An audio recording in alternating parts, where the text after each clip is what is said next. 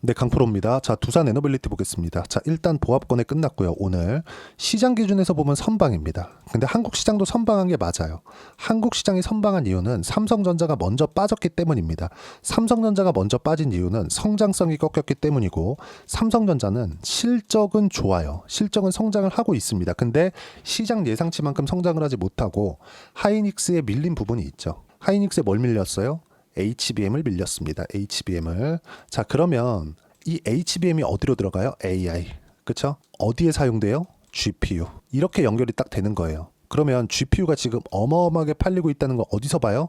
엔비디아 실적으로. 엔비디아 주가가 최근에 좀 많이 빠지기는 했지만 엔비디아의 실적은 진짜 어마어마합니다. 마진율이 70%가 넘어요. 근데 70%가 넘는데도 불구하고 시장 예상치가 그거보다 높다 보니까 뭐 시장에서 만족을 못하고 있는 그런 상황인데, 근데 이 모든 걸 만든 건 관세 때문입니다. 이 모든 걸 만든 건. 자, 이걸 보셔야 됩니다. 주식시장은 선반영해요. 두산 에너빌리티도 선반영합니다. 주가가 올라가는 과정에서 최근에 1월 달부터 시작해서 큰 폭으로 상승하는 구간이 있었어요. 저는 딱 여기서 매수를 했습니다. 여기서 확인하는, 그쵸? 신고가를 확인하는 구간에서, 이쪽 구간에서 매수를 했는데 왜 매수를 했을까? 돌파했기 때문에. 뭐를?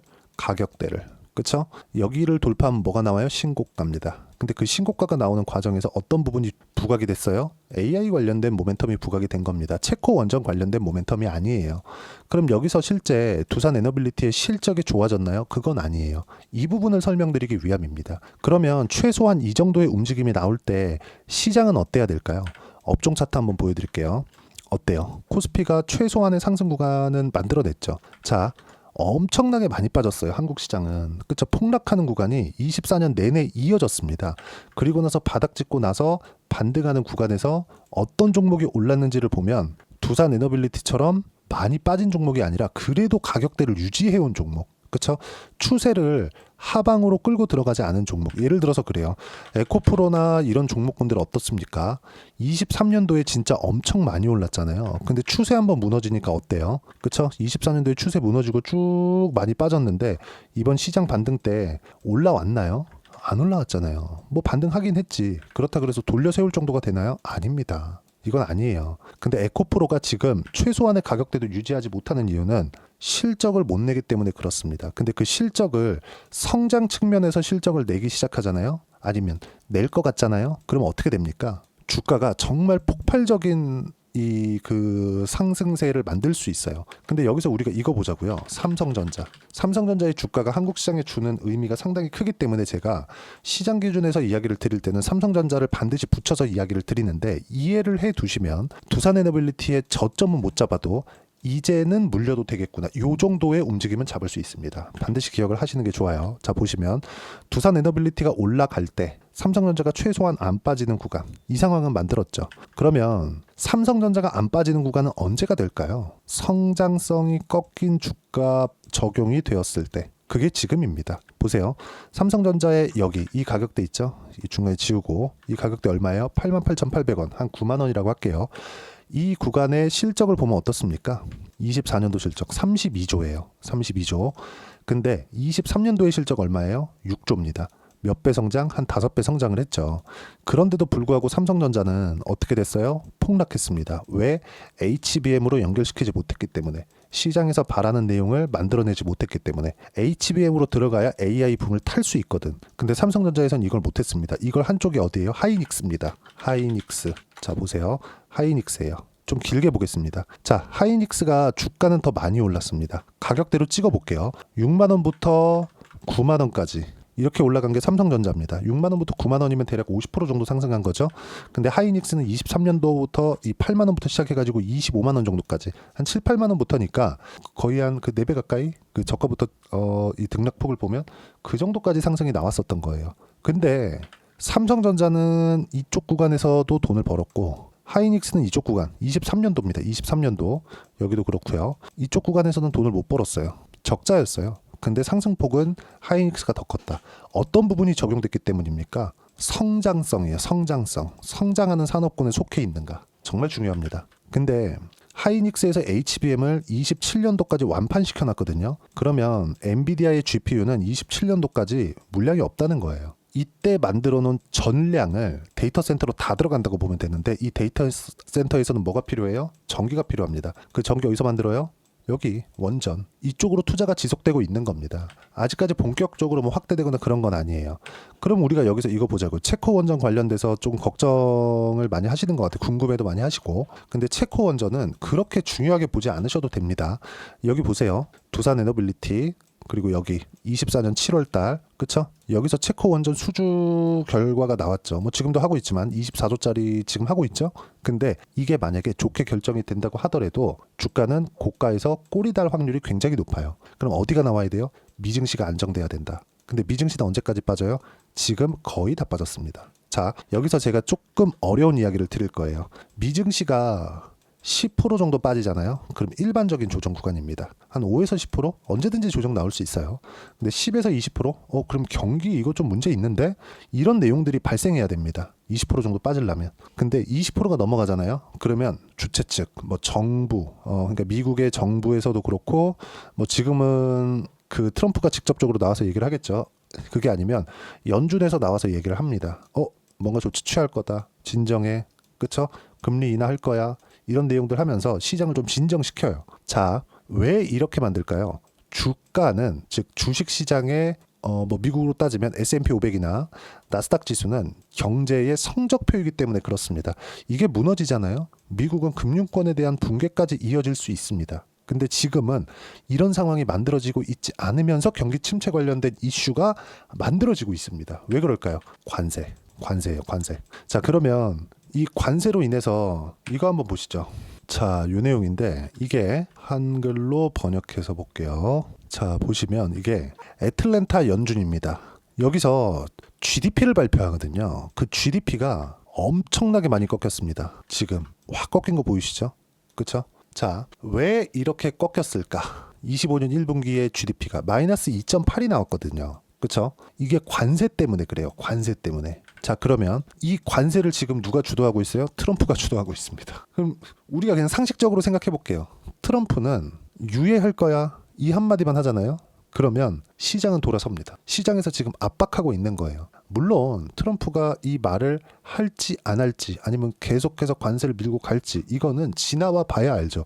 결과는 열어봐야 합니다. 근데 이 결과가 나오는 과정에서 엔비디아 그 실적이 어마어마하게 좋게 나왔던 지난주에 실적 진짜 서프라이즈하게 나왔거든요. 근데 그 엔비디아까지도 20% 정도의 주가 하락이 나왔습니다. 이미 주가에 대한 반영이 끝났다는 거예요. 아까 전에 제가 말씀드렸잖아요. 삼성전자가 실적을 제가 보여드리면서 어떻게 됐습니까? 여기 보면 24년도에 32조를 벌었어요. 근데도 불구하고 주가 40% 정도 빠졌거든요. 왜 빠졌어요? 성장성이 꺾였으니까. 그쵸? 돈은 잘 벌어요. 돈은 잘 버는데 성장성이 꺾여서 프리미엄을 받고 있었던 9만 원대 주가에서는 40%가 빠졌지만 5만 원대인 지금은 주가가 안 빠지기 때문에 최소한의 시장 안정화가 되고 그 부분이 두산 에너빌리티에 적용을 시켰을 때 주가가 그쵸? 상승 구간을 만들어낼 수 있다고 이야기를 드린 겁니다. 왜? 시장이 올라가면 아니면 시장이 최소한 빠지지만 않으면 이런 구간이 있을 때 두산 에너빌리티는 올라가는 부분이 생길 거예요. 근데 어디랑 연관이 있어요? 나스닥이랑. 그쵸? 이런 부분들이 지금 임박해 있다는 겁니다. 왜? 모든 이유는 관세로 통하니까. 근데 관세에 대한 유예나 이런 것들을 언제 멈출지 언제 그만할 거야 아니야 내가 잘못했어 이 얘기는 안 하겠지. 근데 이런 뉘앙스로 이렇게 끌고 가거나 어떤 가시적인 결과가 나오거나 이런 부분들을 우리가 언제 나올지는 몰라도 주가는 이미 반영이 되어 있는 상태라는 거는 알고 있어야 된다는 이야기입니다. 그게 지금이라고 말씀드리는 거고 지금 GDP가 마이너스 2.8%까지 그 미국이 꺾여 있는 이 상황을 보면 이 주가에 대한 반영치는 끝났다. 트럼프가 지금 임기 초반에 미국을 경기 침체로 몰고 들어간다? 이 자체가 말이 된다고 생각합니까? 절대 안 된다고 저는 생각을 합니다. 그러면 이 구간에서 두산 에너빌리티가 최근에 2월 19일부터 떨어진 건 맞지만 이 하락하는 구간에서 거의 한 5% 정도 하락 구간이 나왔는데 이제 이 구간에서 확인 과정만 거치면 매수 구간을 잡아야 된다. 이런 확인 과정을 거칠 때 철저하게 주도 주군에서 잡자. 이게 가장 중요합니다. 시장은 빠지면 올라옵니다. 시장이 만약에 나스닥이 10% 이상 빠지잖아요. 그럼 트럼프가 가만히 있을 수 없어요. 절대 가만히 있을 수 없습니다. 근데 시장이 올라올 때 시장하고 같이 빠지거나 시장보다 더 많이 빠진 종목들 있죠. 이거 진짜 올라오는데 연 단위의 시간이 걸립니다. 근데 두산 에너빌리티 같은 종목군들은 최소한의 시장의 안정 구간에 접어들잖아요. 그러면 바로 고가 도전한다. 그쵸? 여기서 바로 장대 항목 만들면서 고가 도전한다. 어떤 특정한 이슈로 인해서 주가가 올라가는 경우가 있죠. 근데 그 특정한 이슈도 여기서 터지지, 여기서 터지거나 여기서 터지진 않습니다. 그러면 여기랑 여기랑 다른 점은 뭐냐? 이건 하락 추세를 만들어 놓은 거고요. 이건 추세를 지키고 있었던 거기 때문에 이 구간에 우리가 어떤 종목을 구분해서 매매할지는 명확하게 정해져 있는 겁니다. 여러 가지 뭐 재료들이나 기사들이나 거리들이 있어요. 자, 두산 에너빌리티를 어떤 부분들이 있는지 그 뉴스를 보더라도, 그리고 SMR 실적이 나온 부분도 있고요. 그리고 SMR 같은 경우에는 미국 시장에서는 소형주기 때문에 나스닥 등락군에 상당히 민감합니다. 이런 부분들도 조금 많이 좀 참고를 하셔야 돼요. 근데 나스닥의 하락폭이 다 나왔다는 점도 SMR 주가에 보면 상당히 긍정적인 요인이 될 수 있어요. 자, 내용 한번 볼게요. 여기 보시면 두산 에너빌리티 지난해 7조 원 수주, 올해 목표 10조 7천억 원 이런 부분들이 있고요. 그리고 여기 장중강 보합세 유지 25,000원대 유지하고 있다. 두산 에너빌리티 SMR 기대에도 주가 하락세 지속하고 있다. 지금 최근에는 하락하는 부분이 지속적으로 나오고 있다. 그리고 임원들이 뭐 매도하고 있다. 이런 내용까지 나오잖아요. 근데 이런 부분들은 중요하지 않다는 겁니다. 한 가지가 진짜 중요한 게 미국 시장에서 갑자기 원전 안 할 거야. 이런 부분들이 생기잖아요. 예를 들어서 이런 거죠. CS 윈드. 자, CS 윈드 보면 지금 어때요? 트럼프 당선되자마자 급락해가지고 안 올라오죠. 이런 부분들은 그냥 탈락입니다. 근데 보세요. 여기죠. 트럼프 당선됐을 때는 어느 정도 그쵸 움직임을 뭐 크게 가져가지 않았었지만 이쪽 구간에서 한국에 대한 정치 불확실성이 터졌을 때는 하락했죠. 근데 그 이후엔 어떻게 됐어요? 다시 회복한다. 왜? 추세를 유지를 했으니까. 근데 CS 윈드 같은 경우는 어떻습니까? 그냥 애초에 끝이 나 있었어요. 이미 상승 구간을 많이 만들어냈는데 뭐 이렇다 할 성과를 낸 건 아니니까요. 정말 중요한 이야기예요. 단지 지금 두산 에너빌리티에서 필요한 건 미국 시장의 안정이 필요한데, 미국 시장 같은 경우에는 여기 보면 지금 10% 정도의 하락 구간이 이미 발생을 했고, 여기서 추가적으로 떨어졌을 때는 트럼프도 가만히 있을 수 없다. 트럼프가 코멘트가 나올 겁니다. 근데 단지 지금은 관세를 이야기를 지속적으로 해왔기 때문에 이게 먼저기 때문에 이런 이야기를 하는 거고, 트럼프가 경기 침체로 끌고 들어간다 이 자체는 전혀 생각하지 않으셔도 됩니다. 최소한 미국이 어떤 예상치 못한 사건으로 인해서 경기 침체로 들어가잖아요. 이러면 위험해요. 정말 한 달 동안 막 30%도 빠질 수 있습니다. 근데 지금은 그런 상황이 아니에요. 관세라는 명확한 이유가 있고, 이 명확한 이유에 맞춰서 미증시가 빠졌고, 이 하락하는 구간에 맞춰서 뭘 볼 수 있습니까? 여기 보시면 주도주군들도 조정 구간이 있었지만 단기간에 50% 이상 상승이 나왔기 때문에 최소한의 조정 구간은 필요했다. 그래서 이제 미증시가 10% 정도 빠져 있는 이때 반등 확인하고 나서 타점을 잡아야 될 필요가 있고, 현대 일렉트릭을 제가 자주 보여드렸었는데 미국 쪽으로 연결이 되어 있는 사업군, 그쵸? 유럽이 아니라 미국 쪽으로 연결이 되어 있는 사업군은 바닥부터 시작해서 20만 원까지, 그쵸? 대략 10배 정도의 상승세는 충분히 나올 수 있습니다. 하지만 수직으로 상승하는 게 아니기 때문에 타점이 너무 중요하다는 점, 그리고 그 타점에 대한 부분은 여기 소통방에서 무료로 공유를 해드리고 있습니다. 자, 소통방에서 이야기를 드리는 내용은 이래요. 시장에 대한 움직임, 그리고 종목에 대한 실시간 타점, 실시간 타점을 잡기 위해서, 즉 가격을 잡기 위해서는 시장에 대한 움직임을 파악을 해야 되기 때문에 그렇습니다. 자, 내용 볼게요. 미증시보다는 좋은 편이었지만 살아남은 종목은 주도주뿐이다. 조선, 바이오, 원전 등등. 그쵸? 조선주 오늘 하나오션 같은 거 급등했어요. 정말 중요하게 보셔야 될 내용이고요. 그리고 방사는 조선이랑 연결된다. 그래서 방산도 오늘 괜찮았고요. 그리고 로봇 중에서 레인보우 로보틱스, 이제는 기간 조정이 필요한 구간, 이 주도주구는 제가 계속 이야기를 드려왔었던 거예요. 여기 보시면 3월 3일 날 어저께 같은 경우에도 조선, 바이오, 원전, 로봇 이 안에서만 매매해야 된다 그랬죠. 그리고 방산이 포함되는데 이 방산은 조선하고 연결된다고 보시면 돼요. 자, 내용 계속 봅니다. 방산은 조선이랑 연결되고, 로봇 이야기 드렸고, 당장에 매매할 종목은 조선, 바이오, 원전 말고는 없다. 그리고 원전 어디예요? 두산 에너빌리티. 그쵸? 그리고 이 움직임이 최소한 안정되려면 미증시가 안정적인 움직임을 보여야 되기 때문에 이 부분 참고하시면 되고, 미증시 관련된 이야기 제가 영상 초반에 드렸고요.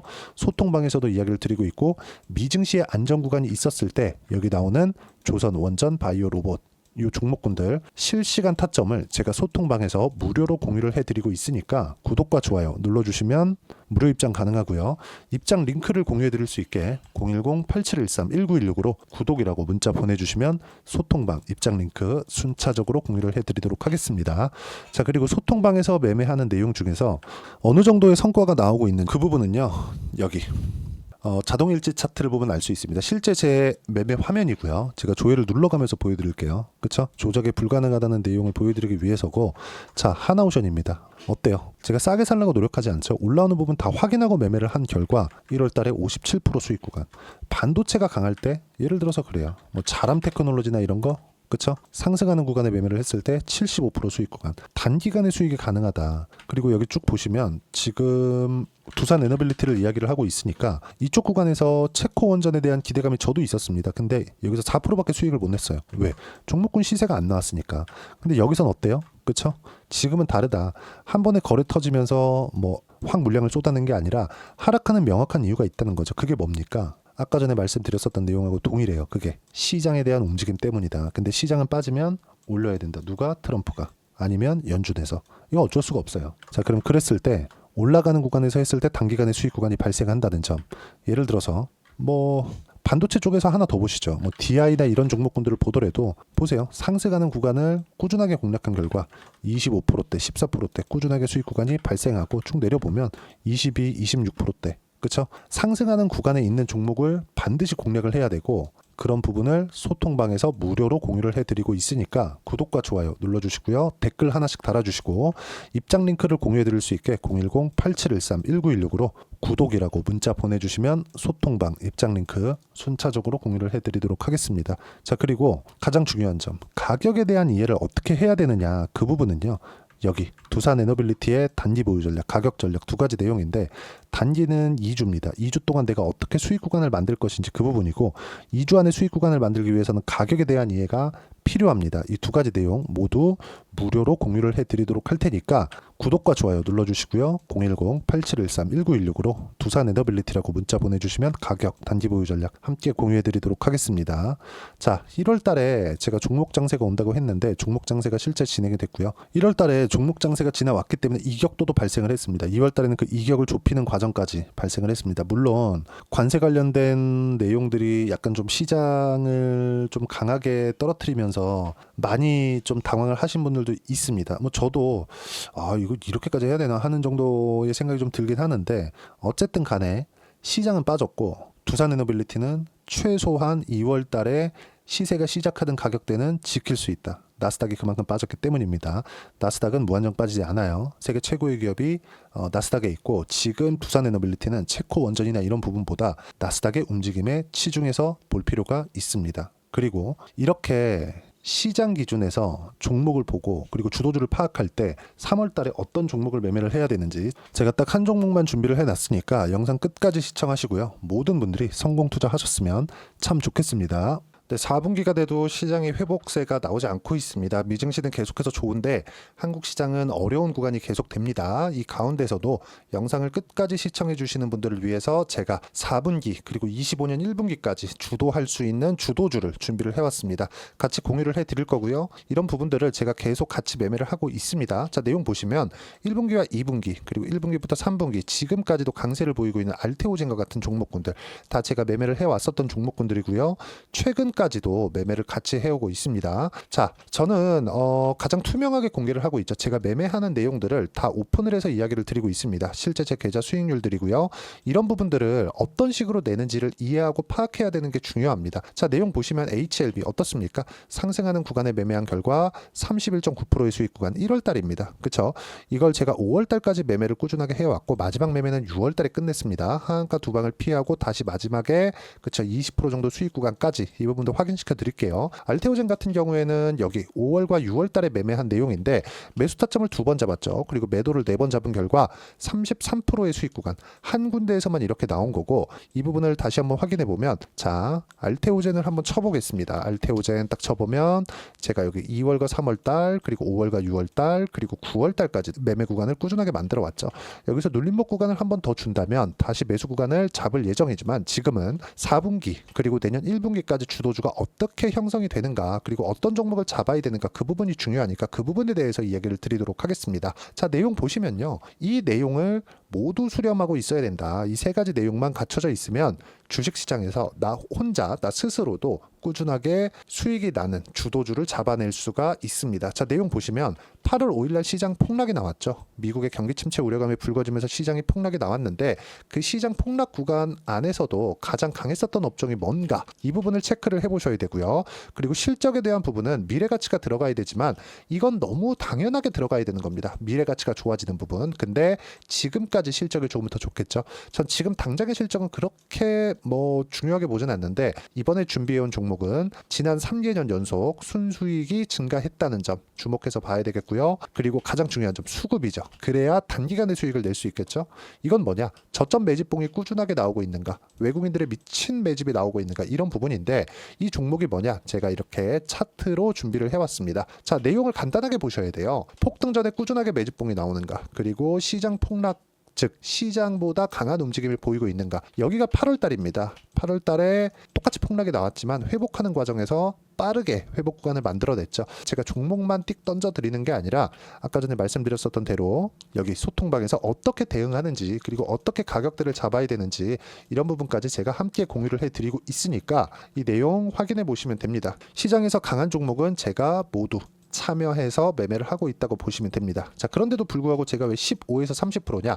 구간별로 달라진다는 거죠. 그렇죠? 내가 정확하게 바닥에 잡아서 이쪽에서 팔고 나올 수 없다. 그렇기 때문에 이런 부분을 이해하는 부분이 필요합니다. 그렇기 때문에 제가 여기 소통방에서 책임감을 가지고 운영을 하고 있다는 점. 자, 그러면 이 내용이 1분기와 2분기는 HLB, 1분기부터 3분기까지는 알테오젠, 그리고 4분기부터 25년 1분기까지, 그렇죠? 이 종목을 준비해 왔으니까 받아가셔서 모든 분들이 수익을 내셨으면 좋겠고요. 이 내용은 여기 010-8713-1916으로 주도주라고 문자 보내주시면 제가 여기 소통방 초대와 함께 4분기 주도주 함께 공유를 해드리도록 하겠습니다. 시장이 너무 어렵습니다. 이 어려운 상황 속에서도 정말 꾸준하게 수익을 내기 위해서는 주도주 내용을 반드시 파악을 하셔야 되고, 이 주도주를 가지고 매매를 하시면 충분하게 수익 구간을 만들 수 있습니다. 허황되게 50%, 100% 이런 식으로 이야기 드리지 않습니다. 그리고 이 내용을 꾸준하게 내가 실현시켜 갈 수 있는가, 이런 부분이 너무 중요합니다. 이 내용에 대해서도 제가 소통방에서도 이야기를 드리겠지만, 이 종목 딱 받아가셔서 한번 경험해 보시면 완벽하게 주도주 매매만 하실 수 있을 거니까, 이 내용 010-8713-1916으로 주도주라고 문자 보내주시면 제가 소통방 초대와 함께 주도주를 확인시켜 드리도록 하겠습니다. 타점이나 그런 부분까지 함께 제가 공유를 해 드릴 테니까 받아가셔서 충분한 수익 내셨으면 좋겠습니다.